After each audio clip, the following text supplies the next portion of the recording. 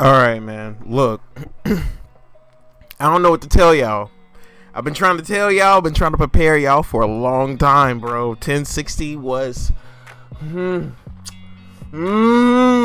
so good, wasn't it? Oh my god. God damn, Oda. Boy, you really fucked it up, didn't you? Jesus. So this man just said, fuck the playbook. I'm gonna just throw everything at y'all real quick. We got a potential team up of Luffy with the Marines. We got a team up between Luffy and the Marines. He's gonna have to use Juribani to go figure out what's... Anyway, we gonna talk about it. We gonna get there. What else happened, nigga? Let's just go into it. Let's go. Y'all know what it is, man. Gomu no reach, man. 1060. Let's get it. Damn, I wish I had a fucking intro. Alright, man, so we open up with the chapter and Luffy's like screaming about like Sabo couldn't have done this. He's literally yelling about that, and rightfully so. Like, you come back from a major war to find out what's going on in the outside world after everything that you've been doing, bro. Like, I don't really think they've gotten any news of the outside world since like Dressrosa. You know what I'm saying? Like since Doflamingo, like since Dofi. Like, they just been rolling non-stop. So yeah, rightfully so, he's screaming about finding out that his brother that he just found out is alive when he thought he had no brothers left alive. He finds out that this nigga is being slandered in the newspaper. Like, just completely trashed and dismissed in the newspaper. Called a killer, all kinds of... They giving him the black treatment. I ain't gonna hold you. We already know what's going on, man. We already know what's going on, bro. The homie Zoro gotta sit here and calm this nigga down. The homie Zoro gotta be the one to talk sense. He's actually he's the anchor of the crew. Like, he really is the one who holds it down. He tells him, man, look, what did you say about... You remember back in the day when we was traveling around, we ran into your brother? What'd you say about him? Well, rely upon Vivi and Sabo the same way that you talked about them. Like, if you fuck with Vivi the way that you say you do, then trust her process, my nigga. Trust that shit. It's gonna be alright. And if they need us, we'll go help them. What else can be said, bro? Okay, I wasn't really even gonna talk about this panel, but right now I feel like this was a major opportunity to hide a lot of things, because with Luffy passing on the opportunity to learn about everything else that's going on in the outside world, he's literally just passed up the opportunity to learn about Kobe. Not only what happened with Kobe, but potentially what happened. I'm pretty sure they wouldn't mention the pacifistas, but what Blackbeard's been up to, what happened at Amazon Lily, the whatever port incident they were talking about in the last... The Rockport incident, what was it called? That incident, we don't know nothing about that, and now we're missing out because Luffy is just, he's upset about Sabo, rightfully so, man. And then we get the moment, we get the cornerstone piece of why this chapter is called Luffy's Dream. Luffy actually reveals to the crew for the first time what his dream is, and the only people who have known, we speculated, and we've all figured out that he never told the crew his dream. But from everybody's reaction, from what they said, this clearly is going to be an affront to the world government, to everything that the world has known so far. Like, this man is literally, this is going to flip the world upside down, clearly. Like, Usopp is stricken with fear. Sanji is the happiest I've ever seen him. Even Zoro is like, nigga, what did you just say? Jinbei literally said, what did you just say? Yeah, so it's gotta be something dealing with like breaking like the fucking like red wall, or it's got to deal with something like breaking the grand line or something, like, I don't know, like it's got to be with something like that. I don't know. It's got to be with something dealing with tearing down that wall. Like, Gorbachev, tear down that wall. And seeing as how one of the elders is based off of Gorbachev, I can see that being a thing. It is definitely a theory that has been out and about. And yeah, this chapter is incredible because like we get so many clues. Even the ship reacted. Even the ship reacted. What the fuck? I only really pulled this panel up because, like, two things. Like, one, nobody knows where the last poneglyph is. Like, so far that we know, there is a clue out there. It's dealing with something about the man with the burning scar and some shit like that or whatever.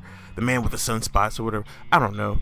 But the only people that know that are, like, Law and Kid. And maybe Nico Robin. I think she had a reaction to him. I have to go back and look. But the important thing for me in this page is Luffy's smile. Like, Luffy's genuine smile right there at the top, if you notice it, like, very much Joy Boy like. And it's like the more he actually gets in tune with these powers that's coming from the Hito no Mi, the more we realize, like, the more he actually is stepping into that essence of, like, it's kind of weird to explain it. It's like, but the smile for Luffy, I don't know if anybody else has noticed this.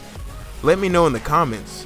But lately, when he's been drawing Luffy's smile, it hasn't been the same smile that it's always been. It's changed.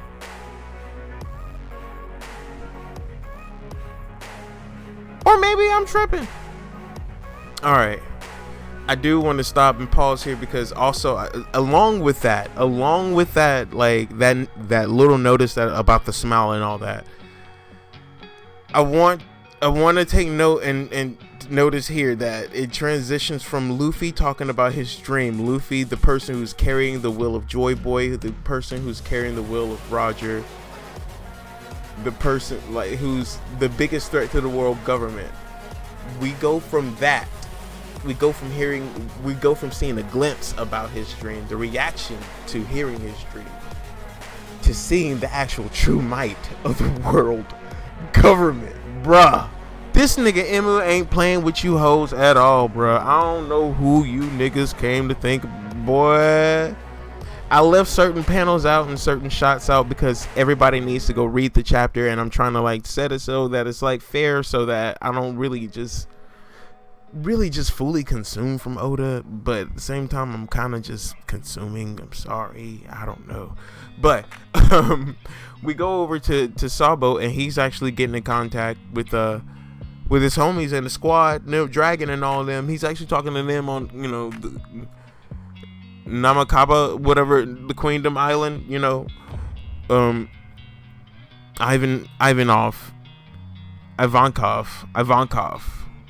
And Sabo is trying to tell them, like, yo, the empty throne room ain't fucking empty. That shit, it's a nigga sitting in that motherfucker, bro. It's somebody sitting over there, bro. And yeah, because of this information, it appears that he just so happened to go to an island that was about to get wiped out any fucking way. Actually, it appears that because he transmitted and was not even because he was talking about, because he saw what was in the empty throne room, the so-called empty throne room, because he actually saw that there was a person sitting on the throne. They traced that fucking phone call, bruh.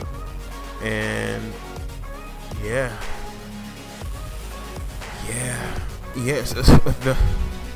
I'm guessing, if it's my guess, in my head, in my imagination, in my head canon, or whatever you want to call it, Uranus, the last ancient weapon that we have yet to see, have yet to really track down.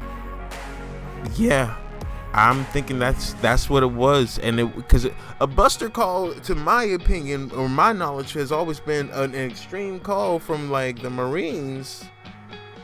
Like, everybody attacks the island and just destroy the island. But this shit erased, like. So Sabo yet again, here comes fucking Amnesia Arc Part 2. I don't fucking know. This nigga might be dead for real, because I don't see how he could escape that. But at the same time that I say that, we go back to the crew. And we see them sailing the high seas, doing what they gotta do. And from there, they wind up, encountering some weird phenomenon called an eddy current that's happening, but the eddy current isn't happening around a rock or a natural inlet form. It's this current that swirls, drawing in with it kind of like a whirlpool. Instead, this motherfucking, I don't know, this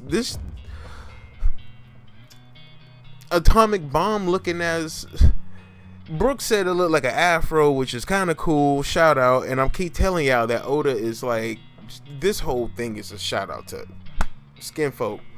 Anyway, they were just gonna they were trying to get out of there, but instead of getting out of there, they wind up having Zoro cut a natural phenomenon that happens, or at least an unnatural phenomenon that happens. He cuts a force of nature, my nigga. Zoro cuts a force of nature. I don't care how many feats he does. When this nigga does something simple like cut fire, cut a waterfall, cut a rock, cut a mountain, cut a boat, cut anything this nigga do, I'm just hype about. Bro, ain't no telling, bro. 1 sword style, 2 sword style, 3 sword style. It don't matter, bro. He gonna get it done. But the reason he had to cut this whole thing is because Luffy and Sanji both felt and experienced that, observed that there was. I'm pretty sure for Sanji, it was observation. In the same way that it was for Odin, Toki. So with that being the case, it makes me wonder. It makes me wonder how much of a love thing will There's definitely gonna be some fuckery going on with Sanji and Joribani with the. Well, not to spoil it, but yeah. The person that popped out of the thing that Zoro cut was Joribani. Yeah, forgive my ADD. I don't know, my ADHD. Forgive it. But I was too hyped to not talk about it, because this is what I was trying to tell you guys. Is that, yeah, this is the potential for another God Valley incident to happen. If we talk about everything being cyclical with Oda and the way that he works these arcs, then we're going to see what happened with God. This is opening up the doorway to at least talk about God Valley, because this is giving the chance for the Straw Hats to actually fully team up with the Marines. Not only that, but Kobe's captured by Blackbeard. They just attacked Sabo and Vivi, not Nami. I almost said Navi, actually. Fucking Zelda. Which, oh my god. Anyway, a different topic.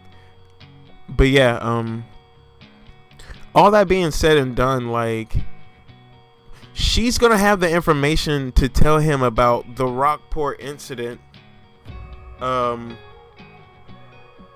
Kobe being taken, which is going to bring up the fact that Nico Robin had the chance to talk about it, but she was like, I don't want to worry you with too much information. You said you didn't want to, you weren't thinking about it, so I just didn't mention it. It's Nico Robin, she ain't rap tight, you know that. Anyway, so yeah, man, I don't know what else to say. This chapter was definitely a motherfucking 10 out of 10, and yeah, I can't wait to see what else happens. The story is really ramping up now. From everything that happened last week to this week, the story is ramping up.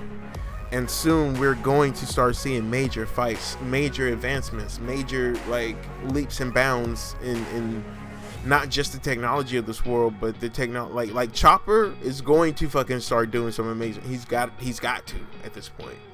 But I think the next video I'm gonna do is I'm gonna try to track down the video that I made talking about how Shanks is a clone, and I'm gonna actually review it and bring in added information now that we know so much more. That being said, y'all take care, and I'm gonna catch y'all later.